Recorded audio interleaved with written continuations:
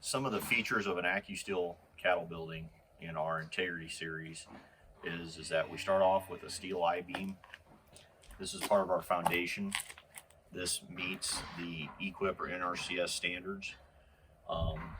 We also have a narrower beam so we can maximize bunk space for the cattle going into the bunk.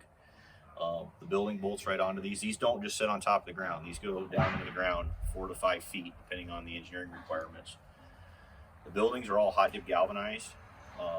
Accu-Steel manufactures a building that's got square tubing on the inside for rigid. The outside has round tubing, so if we do have different kind of cover applications, we have a nice smooth surface for those covers to be applied to. What you'll notice up in the building is that our eaves come out over 6 feet to protect the bunks. Also, they're tall enough for the equipment to pass underneath. That's a really important feature. There's kind of a fine line between the height of the eave and the width of the eave to make sure that the rain falls away from the building, doesn't come back into the bunk, but also you can clear any kind of equipment or loaders underneath that eve. The building that we're here today is a 50 wide Accu-Steel cattle integrity. One feature that you'll notice on the buildings might be a little hard to catch on the camera, but each one of these panels is its own 16-foot section. And we lock that panel down in an aluminum frame or an aluminum track that attaches to the trusses. So we just don't have a fabric laying on a steel pipe. It's actually supported inside an aluminum track system. The other feature that allows us to do that, besides being in 16-foot sections, is that we can do all of our tensioning, all of our threaded rod tensioning for the covers are all done mechanically. This building does not have one piece of lacing, one piece of strap. There's nothing to wear as the building goes through its normal process. It's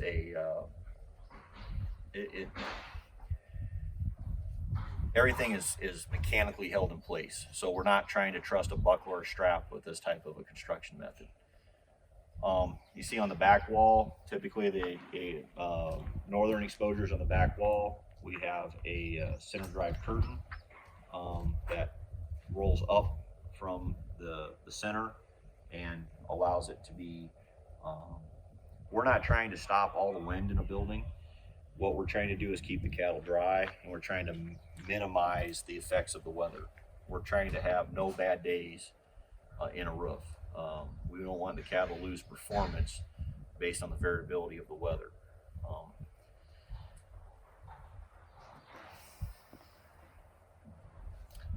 The other item that works really good with the curtains is we use the same eave that you saw over the bunk. We have the same eave on the back wall. We can maybe get a picture of that. The back curtain eave has the same 6-foot overhang and the same keeter track system. So when you close your curtain in the wintertime, we still maintain airflow into the building. You know, really what we're trying to do is be as close to being outside. We want to have the natural light. We want to have the great airflow. We want to keep the water. We want to keep the mud. We want to keep the cattle dry. Cattle can take a tremendous amount of cold if we can keep their hides dry. Cattle can perform in the hot summertime if they're in the shade and that they have great airflow. And we can get air underneath both these eaves. We get air coming both directions, and then if you pan up, you can see that we have ridge vents in the center of the building that lets that air flow out. So that's an extremely valuable, regardless of what kind of roof structure you have. The gable-shaped roofs, the peaked roofs in the center, have superior airflow to any kind of a flat roof or any kind of a straight roof building design. It's really about airflow. It's about shade. We're down here in central Missouri today, and it's probably in the low 90s and very high humidity. Very comfortable inside the building. The cattle, as you can see there, we've had probably over 300 people here at our open house today in this barn, and you can see how calm and comfortable the cattle are.